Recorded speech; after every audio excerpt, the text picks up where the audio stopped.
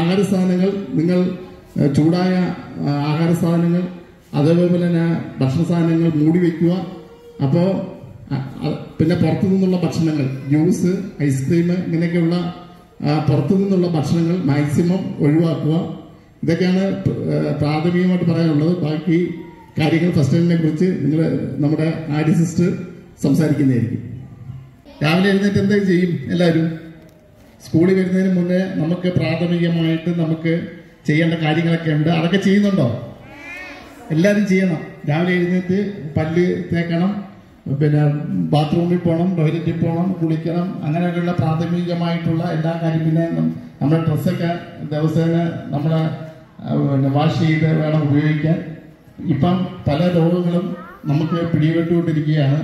ഇപ്പം മസ്തിഷ്ക ജ്വരം എന്ന് പറയുന്ന ഒരു രോഗം ഇപ്പം നമ്മുടെ വടക്കൻ കേരളത്തിൽ ഈ മലപ്പുറം, കോഴിക്കോട് ജില്ലകളിൽ ഇപ്പോൾ കേസുകൾ കൂടുതൽ റിപ്പോർട്ട് ചെയ്യുന്നുണ്ട്. അതെന്ന് പറഞ്ഞാൽ മലിനമായ ജലത്തിൽ കുളിക്കുകയും മുഖം കഴുകുകയും ഒക്കെ ചെയ്യുന്നതിലൂടെ ഇതിന്റെ രോഗാണു ശരീരത്തിൽ കയറി ഉണ്ടാകുന്ന ഒരു രോഗമാണ് അമീബിക് മസ്തിഷ്ക ജ്വരം. അത് പിടിപെട്ടാൽ അതിൽ നിന്ന് രക്ഷപ്പെടാൻ വളരെ ബുദ്ധിമുട്ടാണ്. അപ്പൊ അത് ഒക്കെ നമ്മൾ ശ്രദ്ധിക്കും. ആദ്യത്തെ നമുക്ക് ഫസ്റ്റ് എയ്ഡ് എന്ന് വെച്ചാൽ അറിയാവോ? ആർക്കെങ്കിലും അറിയത്തില്ല. മലയാളത്തിൽ പറയുവാണെങ്കിൽ പ്രഥമ ശുശ്രൂഷ എന്ന് വെച്ചാൽ നമുക്കിപ്പോ ഒരു അസുഖം വന്ന് അല്ലെങ്കിൽ ഒരു ആക്സിഡന്റ് പറ്റി നമ്മൾ ഹോസ്പിറ്റലിൽ എത്തിക്കാൻ കുറച്ച് സമയം എടുക്കത്തില്ലയോ? അപ്പൊ അതിനു മുന്നേ നമ്മൾ അവർക്ക് ചെയ്തു കൊടുക്കാൻ പറ്റുന്ന, അവരുടെ ജീവൻ നിലനിർത്താൻ വേണ്ടി നമ്മൾ ചെയ്തു കൊടുക്കുന്ന ആ ഒരു സംവിധാനത്തിന് പറയുന്നതാണ് ഫസ്റ്റ് എയ്ഡ്. മനസ്സിലായോ? അപ്പൊ എന്തുവാ, നിങ്ങൾക്ക് മക്കൾക്ക് അറിയാവുന്ന കാര്യങ്ങൾ കൂടെ പറഞ്ഞു. നമുക്ക് രണ്ട് കൂട്ടർക്കും അങ്ങോട്ടും ഇങ്ങോട്ടും പറഞ്ഞ് പഠിക്കാം, എന്നാലേ ശരിയാവത്തുള്ളൂ അല്ലേ? ഓടിക്കളിക്കുമ്പോ നിങ്ങൾ വീട്ടിൽ തന്നെ, ഇപ്പൊ സ്കൂളിലല്ല വീട്ടിൽ തന്നെ കളിക്കുമ്പോ എവിടെയെങ്കിലും മുട്ടി ഇടിച്ച് തലയിടിച്ച് എന്തു ചെയ്യും? പഞ്ഞി വെക്കുവാ. നമ്മുടെ അമ്മൂമ്മമാരൊക്കെ എന്തു ചെയ്യുന്നേ? വീട്ടിലെ അമ്മമ്മമാരൊക്കെ എന്തു ചെയ്യുന്നേ? ഓടിപ്പോയി വെള്ളം എടുത്തിട്ട് ഇവിടെ തടകുലിയം മുഴയ്ക്കുമ്പോ. അങ്ങനെ ചെയ്യാവോ? അങ്ങനെ ചെയ്യരുത് കേട്ടോ. അമ്മമ്മ എടുത്ത് പറയണ തൈലവോ ഓയിൽമെന്റ് ഒന്നും ഇട്ട് അങ്ങനൊന്നും തിരുമിക്കൂടാ കേട്ടാ. അപ്പൊ അമ്മാമ്മ എടുത്തു പറയണ അമ്മാമ്മ അങ്ങനല്ല ചെയ്യേണ്ടത്, തണുത്ത ഐസ് കട്ട വെച്ച് അമ്മക്ക് പിടിക്കണം കേട്ടാ. അപ്പൊ ആ മുഴയ്ക്കുന്ന ഭാഗം അത് മാറിക്കിട്ടും. അല്ലാതെ നമ്മൾ തിരികെ തടവി കഴിഞ്ഞാൽ എന്തോ പറ്റുന്ന അതൊന്നും കൂടെ വീർത്തു വരും. മനസ്സിലായോ? ഒരാളെ പട്ടി കടിച്ചു, നിങ്ങളിപ്പോ കാണുന്നു, നിങ്ങൾ എന്തോ ചെയ്യുന്നേ?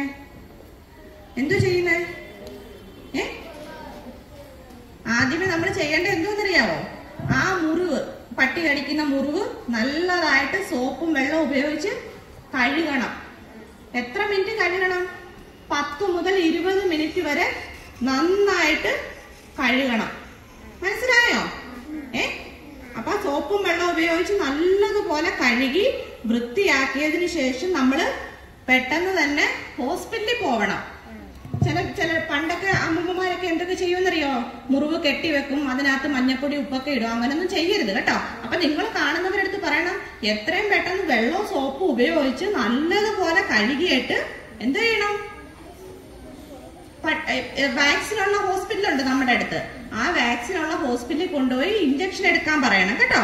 അപ്പൊ നിങ്ങൾ പറഞ്ഞു കൊടുക്കുവോ? പട്ടികടിയൊക്കെ ഏറ്റ് ചെയ്യുന്ന കാര്യം എന്തോന്ന് പറഞ്ഞേ മക്കളെല്ലാരോടും ഒന്ന് പറഞ്ഞേ. എന്തോ ആദ്യം ചെയ്യുന്നേ?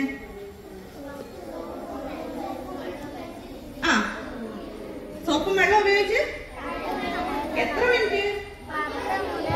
20 മിനിറ്റ് വരെ നമ്മൾ പൈപ്പ് തുറന്ന് പിടിച്ച് ആ വെള്ളത്തിൽ നമ്മൾ സോപ്പിട്ട് നന്നായിട്ട് കഴുകണം. കഴുകിയിട്ട് പെട്ടെന്ന് തന്നെ ആശുപത്രിയിൽ പോയി എന്തെടുക്കണം?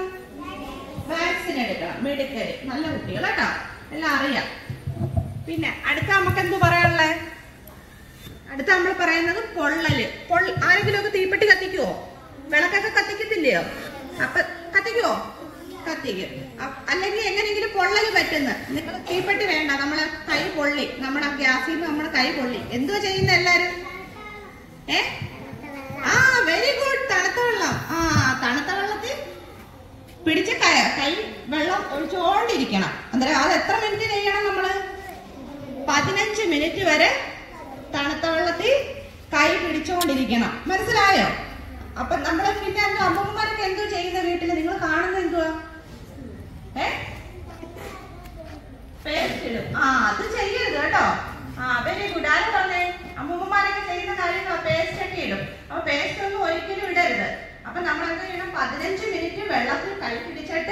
അല്ലെങ്കിൽ ഇപ്പം പൈപ്പിൽ തുറന്നില്ലല്ലോ, ഒരു വലിയൊരു പാത്രം എടുത്ത് വെച്ച് അതിനകത്ത് വെള്ളം ഒഴിച്ചിട്ട് ആ കൈ അതിൽ മുക്കി വെച്ചുകൊണ്ടിരിക്കണം. അല്ലാതെ നമ്മൾ ഒരിക്കലും ഓടിപ്പോയി പേസ്റ്റ്, സോപ്പ് ഇതൊന്നും പെരട്ടരുത് കേട്ടോ. അപ്പം അത് പിന്നെ അതിനെ അത് കഴിഞ്ഞിട്ട് നമ്മുടെ കയ്യിൽ അത് കുമിളി ഉണ്ടാവുന്നത്. നിങ്ങൾ എന്ത് ചെയ്യും? കുമിളി ഉണ്ടായ അതൊരിക്കലും പൊട്ടിക്കല്ലേ കേട്ടോ. അപ്പൊ കൈ പൊള്ളി മുട്ടൻ കുമിളകളൊക്കെ വരും. അപ്പൊ അത് പൊട്ടിക്കരുത്. പൊട്ടിക്കഴിഞ്ഞാൽ എന്തുണ്ടാവും?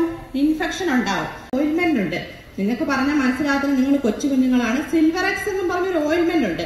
ആ ഓയിൽമെന്റ് മേടിച്ച് പെരട്ടണം. വീട്ടിലുണ്ടെങ്കിൽ പെരട്ടണം, ഇല്ലെങ്കിൽ ഹോസ്പിറ്റലിൽ പോകണം. അല്ലാതെ ഒരിക്കലും പേസ്റ്റ് പിന്നെ അങ്ങനെയുള്ള ഒരു സാധനങ്ങളും നമ്മൾ പൊള്ളിയ ഭാഗത്ത് പെരട്ടാൻ പാടില്ല. അപ്പൊ ഈ പാമ്പ് കടി ഏറ്റാൻ എന്തോ ചെയ്യണ്ടേ? പാമ്പ് കടി ഏൽക്കുന്ന ഒരാളെ നമ്മൾ ആദ്യമേ എന്ത് ചെയ്യണ്ടേ? അവരെ സമാധാനിപ്പിക്കണം. അവർക്ക് പേടിയാവത്തില്ലയോ? പാമ്പ് കടിച്ച് ചത്തുപോകത്തില്ലയോ? അപ്പൊ അവരെ സമാധാനിപ്പിക്കണം. അയ്യോ ഒന്നുമില്ല, കുഴപ്പമില്ല, പേടിക്കണ്ടെന്നൊക്കെ പറഞ്ഞ് നമ്മള് സമാധാനിപ്പിക്കും. സമാധാനിപ്പിച്ചിട്ട് എന്ത് ചെയ്യും? അവരെ പെട്ടെന്ന് തന്നെ നമ്മൾ ആംബുലൻസ് വിളിക്കും. ഏതെങ്കിലും ഹോസ്പിറ്റലിൽ പെട്ടെന്ന് എത്തിക്കണം. അപ്പൊ നമ്മൾ അവരെ കിടത്തും. നിരപ്പായ ഒരു പ്രതലത്തിൽ കിടത്തിയിട്ട് നമ്മൾ ആംബുലൻസ് വിളിച്ചിട്ട് അവരെ എത്രയും പെട്ടെന്ന് ഹോസ്പിറ്റലിൽ കൊണ്ടുപോകും. അതിനു മുന്നേ നമ്മൾ എന്ത് ചെയ്യും? മുറിഞ്ഞ ഭാഗം ഉണ്ടെങ്കിൽ എന്ത് ചെയ്യുന്നേ? സോപ്പും വെള്ളം ഉപയോഗിച്ച് കഴുകും. പണ്ടൊക്കെ നിങ്ങൾ കേട്ടിട്ടുണ്ടോ മുറിവിന്റെ അവിടെ കെട്ടി വെക്കുമെന്ന്? കേട്ടിട്ടുണ്ടോ? അങ്ങനെ കെട്ടരുത്. കെട്ടിയാൽ എന്തുവാ? ബ്ലഡ് ഓടത്തില്ലെന്ന്. ബ്ലഡ് സർക്കുലേഷൻ മൊത്തത്തിൽ നഷ്ടപ്പെട്ടു പോകും. അതുകൊണ്ട് നമ്മൾ അങ്ങനെ ചെയ്യരുത്. മുറിവിനകത്ത് സോപ്പും വെള്ളം ഉപയോഗിച്ച് കഴുകിയിട്ട് പിന്നെ ഇതിന്റെ ഇഞ്ചക്ഷൻ ഉണ്ട്, വിഷബാധയുടെ പാമ്പ് വിഷത്തിന് ഇഞ്ചക്ഷനുള്ള ഹോസ്പിറ്റലിൽ എത്രയും പെട്ടെന്ന് അവരെ കൊണ്ടുപോയി ചികിത്സിക്കണം. മനസ്സിലായോ? നമ്മൾ അവരെ ഹോസ്പിറ്റലിൽ കൊണ്ടുപോകുന്നതിന് മുന്നേ വരെ നമുക്ക് ചെയ്യാൻ പറ്റുന്ന കാര്യമാണ് സോപ്പും വെള്ളം ഉപയോഗിച്ച് മുറിവ് കഴുകി അവർക്ക് ആശ്വാസമൊക്കെ പറഞ്ഞു കൊടുത്ത് കുഴപ്പമൊന്നുമില്ല, പേടിക്കണ്ട, പെട്ടെന്ന് ഹോസ്പിറ്റലിൽ കൊണ്ടുപോകാന്നൊക്കെ പറഞ്ഞു കൊടുത്ത് അവരെ സമാധാനിപ്പിക്കും കേട്ടാ. അടുത്തത്, നമ്മുടെ കയ്യില് ഒരു മുറിവ് പറ്റുമ്പോ എന്താ ചെയ്യുന്നത്? നിങ്ങള് ഒട്ടിക്കും. ഒട്ടിക്കുന്നതിന് മുന്നേ നമ്മൾ എന്തോ ചെയ്യും? മുറിവ് കഴുകി വൃത്തിയാക്കും. അതിനകത്ത് വല്ല പൊടിയോ എന്തെങ്കിലുമൊക്കെ ഉണ്ടെങ്കിൽ അത് ഒട്ടിക്കുമ്പോൾ നമ്മൾ ഇൻഫെക്ഷൻ ആവും അതിനകത്ത് ഇരുന്ന് കഴിഞ്ഞാൽ. അതുകൊണ്ട് നമ്മൾ ഈ മുറിവ് നല്ലതുപോലെ കഴുകി വൃത്തിയാക്കിയിട്ട് ബ്ലഡ് നിൽക്കാൻ വേണ്ടി നമ്മൾ എന്തോ ചെയ്യും? അമർത്തി ആദ്യം പിടിക്കും. ഒട്ടിക്കുന്നതിന് മുന്നേ നമ്മൾ ചെയ്യുന്നത് അമർത്തി, ഇങ്ങനെ കൈ മുറിയുമ്പോ ഇങ്ങനെ അമർത്തി പിടിക്കത്തില്ലയോ? നിങ്ങൾ എന്തോ ചെയ്യുന്നത്? ഞെക്കി കളയോ ബ്ലഡ്? അങ്ങനെ ചെയ്യരുത്. എന്ത് ചെയ്യണ്ടേ? അമർത്തി പിടിക്കണം. നല്ലപോലെ അമർത്തി പിടിച്ച് കൈയാണെങ്കിൽ ഉയർത്തി വെക്കണം. എന്നുവെച്ചാൽ ബ്ലഡ് താഴോട്ട് പോകാതിരിക്കുമ്പോൾ നമ്മളിങ്ങനെ കൈ ഉയർത്തി വെച്ചിട്ട് നല്ലതുപോലെ അമർത്തി പിടിക്കണം. അപ്പൊ അത് മനസ്സിലായല്ലോ? അല്ലോ നമ്മൾ ഓടിച്ചെന്ന് ചേട്ടാ ചേച്ചി എന്ന് വിളിക്കും. അപ്പൊ അനക്കമില്ല. നമ്മളപ്പോ ഓടി ഒരാളെ ഹെൽപ്പിന് വിളിക്കും. അത് നമുക്ക് ഒരാൾക്ക് ഒറ്റയ്ക്ക് ചെയ്യാൻ പറ്റത്തില്ല. അപ്പൊ നമ്മളൊക്കെ ഒരാളെ ഹെൽപ്പിന് വിളിക്കും. ഹെൽപ്പിന് വിളിക്കുന്ന എന്തിനാ? അവരെ ആംബുലൻസ് വിളിക്കണം, രോഗിയെ പെട്ടെന്ന് കൊണ്ടുപോകണം. നമുക്ക് സഹായത്തിന് വേണ്ടിയാണ് ഒരാളെ ഹെൽപ്പിന് വിളിക്കുന്നത്. അപ്പോൾ നമ്മൾ പൾസ് നോക്കും. പൾസ് നോക്കുമ്പോൾ പൾസ് കിട്ടുന്നില്ലെങ്കിൽ എന്തുവാ? അതിന് ഹൃദയസ്തംഭനം വന്നിരിക്കുകയാണ്. അപ്പൊ നമ്മൾ ചെയ്യുന്ന CPR കേട്ടിട്ടുണ്ടോ നിങ്ങള്? നെഞ്ചത്തൊക്കെ ഇടിക്കുന്ന കണ്ടിട്ടുണ്ടോ? അങ്ങനെ പറഞ്ഞു തരാം. നെഞ്ചത്ത് ഇങ്ങനെ അമർത്തുന്ന കണ്ടിട്ടുണ്ടോ? ഹോസ്പിറ്റലിലോ എവിടെയെങ്കിലും ടിവിയിലോ സിനിമയിലൊക്കെ കണ്ടിട്ടില്ല? അതാണ് CPR എന്ന് പറയുന്നത്. അതെങ്ങനെയാ കൊടുക്കുന്നതെന്ന് വെച്ച് കഴിഞ്ഞാൽ കണ്ടോ? ഈ നിപ്പിള് കണ്ടോ? ബ്രസ്റ്റിന്റെ നിപ്പിള് കണ്ടോ? ഇതിന്റെ നടുക്കായിട്ട് സ്റ്റേണോ എന്ന് പറഞ്ഞൊരു ഭാഗമുണ്ട്. ഈ ഭാഗത്ത് നമ്മുടെ കൈയുടെ ഇത് കണ്ടോ? ഈ ഭാഗം കണ്ട? കൈയുടെ ഇവിടെ ഈ ഭാഗം അമർത്തിയിട്ട് ഈ കൈ വലത് കൈ ഇങ്ങനെ വെച്ചിട്ട് നമ്മൾ കംപ്രഷൻ കൊടുക്കും. ഇപ്പൊ ഇവന് നമുക്ക് കൊടുക്കാൻ പറ്റത്തില്ല, അതുകൊണ്ട് ആന്റി ഇങ്ങനെ അമർത്താത്തത് കേട്ടോ. അപ്പൊ നമ്മള് ഇങ്ങനെ അമർത്തും. കൈ വെച്ചാൽ ഇങ്ങനെ ഇപ്പം കണ്ടോ? ഇങ്ങനെ അമർത്തണം. അമർത്തുമ്പോ നമ്മുടെ ഈ കൈ എന്താ വേണം? സ്ട്രെയിറ്റ് ആയിട്ടിരിക്കണം കേട്ടോ. സ്ട്രെയിറ്റ് മടങ്ങാൻ പാടില്ല. ഇങ്ങനെ വെച്ച് നമ്മള് അമർത്തണം. എത്ര പ്രാവശ്യം അമർത്തേണ്ടത്? 30 പ്രാവശ്യം. 30 പ്രാവശ്യം നമ്മൾ ഇങ്ങനെ അമർത്തണം. അമർത്തിയിട്ട് എന്തോ ചെയ്യണമെന്നറിയാവോ? ഇങ്ങനെ മൂക്കില് ഇങ്ങനെ പിടിച്ചിട്ട് ഇങ്ങനെ ആക്കി തല ഇങ്ങനെ പൊക്കിയിട്ട് നമ്മളിങ്ങനെ പിടിച്ച് നമ്മള് കൃത്രിമ ശ്വാസം നമ്മളെ വാഗൊണ്ട് നമ്മള് 2 വട്ടം ശ്വാസം കൊടുക്കും. മനസ്സിലായോ? ശ്വാസം കൊടുത്തിട്ട് വീണ്ടും നമ്മൾ ഹോസ്പിറ്റലിൽ എത്തിക്കുന്നത് വരെ അതിനാണ് സഹായത്തിനാണല്ലേ വിളിക്കുന്നത്. കാരണം നമുക്ക് ഒറ്റയ്ക്ക് ഒറ്റയ്ക്ക് ഇങ്ങനെ 30 പ്രാവശ്യം ചെയ്യാൻ പറ്റത്തില്ല. അപ്പം സഹായത്തിന് വരുന്നവര് ഹോസ്പിറ്റലിൽ എത്തിക്കുന്നവര് 30 പ്രാവശ്യം ഇങ്ങനെ കംപ്രഷൻ കൊടുക്കുക, 2 പ്രാവശ്യം ശ്വാസം കൊടുക്കുക. ഇങ്ങനെ 2 പ്രാവശ്യം ശ്വാസം, അതാണ് കൃത്രിമ ശ്വാസം. മനസ്സിലായോ? മനസ്സിലായോ എല്ലാവർക്കും? അപ്പൊ നമ്മൾ ഇങ്ങനെ ഹോസ്പിറ്റലിൽ എത്തിക്കുന്നത് വരെ ഇങ്ങനെ കൃത്രിമ ശ്വാസം. മറ്റേ കൈ വെക്കണം, എന്നിട്ട് ഈ കൈ ഇവിടെ വെക്കുക. എന്നിട്ട് നമ്മള് അവനെ അമർത്തണ്ട, ഇങ്ങനെ ഇങ്ങനെ കണ്ടോ, നമ്മുടെ മുഴുവൻ കൊടുക്കണം. കൊടുത്തിട്ട് 2 പ്രാവശ്യം നമ്മളവന് 30 പ്രാവശ്യം കംപ്രഷൻ കൊടുത്തിട്ട് 2 പ്രാവശ്യം ശ്വാസം കൊടുക്കണം. ശ്വാസം കൊടുക്കാൻ നേരത്തെ എന്തുവാ ഇങ്ങനെ പിടിക്കണം കണ്ടോ, ഇങ്ങനെ തല ഇങ്ങനെ എന്നിട്ട് ഇങ്ങനെയാണ് പിടിക്കണം കണ്ടോ, പെടലിൽ ഇങ്ങനെ ഇരിക്കണം കണ്ടോ. എന്നിട്ട് 2 പ്രാവശ്യം നമ്മള് ശ്വാസം കൊടുക്കണം. മനസ്സിലായോ? CPR കൊടുത്തു കഴിഞ്ഞാൽ ഒത്തിരി പേരുടെ ജീവൻ രക്ഷിക്കാൻ പറ്റും. CPR കൊടുക്കുന്നത് ജീവൻ രക്ഷിക്കാൻ വേണ്ടിയല്ലേ? അപ്പൊ നിങ്ങൾ ഇച്ചിരി കൂടെ വളർന്നു വന്നു കഴിഞ്ഞാൽ തന്നെ നിങ്ങൾക്ക് ഇപ്പൊ ചെയ്യാൻ പറ്റിയില്ലേലും അപ്പൊ ഇതൊക്കെ അറിഞ്ഞിരിക്കണം.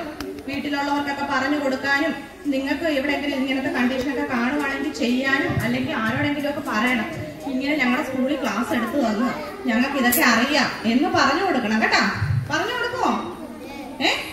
അപ്പൊ CPR അപ്പൊ അത്ര അറിയാമല്ലോ. നിങ്ങക്ക് എവിടെയെങ്കിലും കേട്ടാ മനസ്സിലാവൂ. അപ്പൊ അതെന്തുവാന്ന് മനസ്സിലാവൂ, അതിന് കാണിച്ച കാര്യം മനസ്സിലാവൂ. പിന്നെ നമുക്ക് അടുത്തെന്ന് വെച്ച് കഴിഞ്ഞാൽ കുടുംബം എന്തുവാ എങ്ങനെയാ ബുദ്ധിമുട്ട് വരുന്നേ ഒന്ന് പറഞ്ഞേ. തൊണ്ട എന്തു ചെയ്യും? അത് തന്നെ കറക്റ്റ്, അവനറിയാം കാര്യങ്ങളൊക്കെ. അപ്പൊ എന്ത് ചെയ്യും? തൊണ്ട കൊടുക്കുമ്പോഴത്തേക്ക് നമ്മുടെ കണ്ണൊക്കെ വെളിയിലോട്ട് തള്ളി നമ്മൾ ഇങ്ങനെ തൊണ്ടയ്ക്ക് പിടിക്കും. അപ്പം ചിലവരൊക്കെ എന്തോ ചെയ്യുന്നത് ചുമയ്ക്കണം ആദ്യം. Fast, very good. കൊടുത്തേക്ക് ആദ്യം എന്ത് ചെയ്യണ്ടേ? നമ്മളെന്തോ പറയണ്ടേ? ചുമയ്ക്കാൻ പറയണം, നല്ലതുപോലെ ചുമയ്ക്കാൻ പറയണം. ചുമയ്ക്കുമ്പോ എന്തുവാ നമ്മുടെ അകത്തുനിന്ന് ശ്വാസം വരുമ്പോ ഉള്ളിൽ ഇവിടെ ഇരിക്കുന്ന സാധനം ചിലപ്പോ തെറിച്ചു പോകാൻ സാധ്യതയുണ്ട്. ഇപ്പൊ നമ്മൾ അല്ലെ എന്തെങ്കിലും ആഹാര സാധനം അല്ലെ തൊണ്ടയിൽ കൊയി എന്തെങ്കിലും കുടുങ്ങി ഇത് പോകുന്ന കാര്യമാണ് ഞാൻ പറയുന്നത് കേട്ടോ. അപ്പൊ നമ്മൾ തൊണ്ടയിൽ കുടുങ്ങുമ്പോൾ നമുക്ക് പെട്ടെന്ന് വെപ്രാളം ഉണ്ടാവത്തില്ലയോ? അപ്പൊ നമ്മൾ എന്താ ചെയ്യും? തൊണ്ടയിലൊക്കെ പിടിച്ച് ഇങ്ങനെ വെപ്രാളപ്പെടും. അപ്പൊ ആദ്യം ചെയ്തു കൊടുക്കാൻ അവരെടുത്ത് പറയണം, ചുമക്ക് നല്ലപോലെ ചുമക്കെന്ന് പറയണം കേട്ടോ. അപ്പൊ ഈ ചുമച്ചു കഴിഞ്ഞാൽ ചിലപ്പോ പോകാൻ ചാൻസ് ഉണ്ട്. ഇല്ലെന്നുണ്ടെങ്കിൽ നമ്മൾ എന്തോ ചെയ്യേണ്ടത്? വെള്ളം കുടിക്കരുത്. വെള്ളമൊന്നും കുടിക്കാൻ പറ്റത്തില്ല നമുക്ക്. ആ തൊണ്ടയിൽ ഇരിക്കുമ്പോൾ നമുക്ക് വെള്ളം കുടിക്കാൻ പറ്റത്തില്ല. നമ്മളപ്പൊ എന്ത് ചെയ്യും? ഒരാളിഞ്ഞു മക്കളെ, ഒരാളിഞ്ഞു പാടാം. എന്ത് ചെയ്യുന്നേ? ചുമക്കാൻ പറയും. ഇപ്പം ചുമച്ചിട്ടും പോകുന്നില്ല. നമ്മളെന്ത് ചെയ്യും? ഇപ്പൊ ഒരാൾ നിൽക്കുക, നമ്മുടെ കാല് ഈ കാലിന്റെ നടുക്ക് ഭാഗത്തോട്ട് വെക്കും. വെച്ചിട്ട് ഇവന്റെ ഇത് കണ്ടോ, ഈ ഭാഗം പുക്കിളിന്റെ ഭാഗം അറിയാമല്ലോ, പുക്കിളിന്റെ ഭാഗത്ത് ഇങ്ങനെ കൈ വെക്കും. കൈ വെച്ചിട്ട് ഇങ്ങനെ ആക്കും കണ്ടാ. ഒരു ബലം കൊടുക്കും. ബലം കൊടുക്കുമ്പോ ഇവിടുന്ന് പുറത്തോട്ട് പോവും. അപ്പൊ നമ്മള് മനസ്സിലായല്ലോ കണ്ട ഇങ്ങനെ. കുഞ്ഞു വാവകളൊക്കെ ആണെങ്കിൽ നമ്മൾ എന്തോ ചെയ്യുന്നതെന്ന് അറിയാവോ? കുഞ്ഞു വാവകളെ കയ്യിലെടുത്തിടും. പാലൊക്കെ തൊണ്ടേ കുടുങ്ങിയെന്നൊക്കെ പറഞ്ഞ് പത്രത്തിലൊക്കെ വായിക്കത്തില്ലേ നമ്മള്, ന്യൂസിനകത്തൊക്കെ കാണത്തില്ലേ? അപ്പൊ എന്ത് ചെയ്യും? കുഞ്ഞു വാവകളാണെങ്കിൽ നമ്മള് കുഞ്ഞു വാവകളുടെ മുഖം വായി ഇവിടെ വരത്തക്ക രീതി കുഞ്ഞു വാവകളെ ഇങ്ങനെ കയ്യിലിട്ടിട്ട് നമ്മുടെ ഈ ഭാഗം കണ്ടോ, കൈയുടെ ഈ ഭാഗം വെച്ച് നമ്മൾ അവരെ പുറത്ത് ഇങ്ങനെ തട്ടിക്കൊടുക്കും. കമത്തിയിട്ടിട്ട് തട്ടിയാണ് പുറത്തോട്ട് കളയുന്നത്. മനസ്സിലായോ? നമ്മള് വെള്ളത്തിലൊക്കെ മുങ്ങിയിട്ട് കേട്ടിട്ടില്ലയോ? അപ്പൊ അവരെ നമ്മള് രക്ഷപ്പെടുത്തി. അവര് കുറെ വെള്ളമൊക്കെ കുടിച്ചു. എന്തോ ചെയ്യും നമ്മള്? CPR നമ്മൾ കുളത്തി പുഴയിൽ നിന്നൊക്കെ വരുമ്പോ ആദ്യം നമ്മൾ CPR ആണ് കൊടുക്കുന്നത്. അത് പിന്നാ ചെയ്യുന്നത്. ആദ്യം നമ്മൾ അവരെ കൊണ്ടുവന്നിട്ട് എന്തോ ചരിച്ചു കിടത്തും. ചരിച്ചു കിടത്തിയിട്ട് അവരുടെ വയറ്റില് ഞെക്കും, അമർത്തുമ്പോ എന്തുവാ? വെള്ളം പുറത്തോട്ട് പോകും. നേരെ കിടത്തിയിട്ട് ഞെക്കിയാൽ എന്തുവാ? അവരുടെ ശ്വാസനാളത്തിലേക്ക് തന്നെ അത് തിരിച്ചു കയറി പോയിട്ട് ആസ്പിറേറ്റ് ചെയ്യും. അപ്പൊ അവരെ നമ്മൾ ചരിച്ചു കിടത്തിയിട്ട് വയറ്റത്ത് ഞെക്കി വെള്ളമെല്ലാം പുറത്ത് കളയും. പുറത്ത് കളഞ്ഞതിന് ശേഷം അവർ അബോധാവസ്ഥയിലാണെങ്കിൽ നമുക്ക് CPR കൊടുക്കാം. CPR കൊടുത്ത് ഹോസ്പിറ്റലിൽ എത്തിക്കാം. മനസ്സിലായോ? കമത്തി കിടത്തരുത്, ചരിച്ചാണ് കിടത്തേണ്ടത്. ചരിച്ച് കിടത്തിയാൽ ഈ വായിക്കട സൈഡിൽ കൂടെ ഇങ്ങനെ ചരിഞ്ഞ് വെള്ളം പോത്തോളൂ. അല്ലെങ്കിൽ നേരെ കിടന്നു കഴിഞ്ഞാൽ നമ്മൾ വീണ്ടും അങ്ങോട്ടല്ലേ പോകുന്നേ? കഴിഞ്ഞ് ആസ്പിറേറ്റ് ചെയ്ത് കഴിഞ്ഞാൽ ന്യൂമോണിയ ഒക്കെ വരും. അങ്ങനെ നെറുകെ കയറും. പണ്ട് തലയ്ക്ക് തട്ടരുത്. അത് പ്രായോഗികമായ ഒരു കാര്യമല്ല. ഇത് നെറുകയൊന്നും അങ്ങനൊന്നും ചെയ്തിട്ട് കാര്യമില്ല. കാരണം ലങ്സിലാണ് പോകുന്നത്. നെറുകെ എന്ന് പറയുമ്പോൾ നമ്മൾ ഉദ്ദേശിക്കുന്നത് എന്തുവാ, തലമണ്ട കയറിയെന്നാണ്. പക്ഷെ അതല്ല സംഭവം, അത് ശ്വാസനാളത്തിലാണ് പോകുന്നത്. പണ്ടിങ്ങനെ പറഞ്ഞ് അങ്ങനെ ഒരു രീതിയിലായിരിക്കുകയാണ്. പക്ഷെ അങ്ങനല്ല. ആക്ച്വലി നമ്മുടെ അവയവം വെച്ച് നമ്മുടെ ലങ്സിലോട്ടാണ്, ശ്വാസനാളത്തിലോട്ടാണ് പോകുന്നത്. അതൊന്നും ചെയ്യാൻ പറ്റത്തില്ല. അങ്ങനെ ഈ കിടപ്പ് രോഗികൾക്കൊക്കെ അങ്ങനെ ആഹാരമൊക്കെ കൊടുക്കുമ്പോൾ അങ്ങനെ വന്നാണ് അവർക്ക് ന്യൂമോണിയ ഒക്കെ വന്നാണ് അവർ ലാസ്റ്റ് മരിക്കുന്നത്. അതാണ് സംഭവം. അല്ലാതെ നമ്മൾ നെറുകെ കയറി എന്ന് പറയുന്നതിനകത്ത് യാതൊരു അർത്ഥവും ഇല്ല. നമ്മൾ നെറുകെ കയറി എന്ന് പറയുമ്പോൾ ഓടി ഒരു തലയിൽ തട്ടുന്നു, ചെവിക്ക് പിടിക്കുന്നു, അങ്ങനെയൊന്നും ചെയ്തിട്ട് യാതൊരു കാര്യവും ഇല്ല.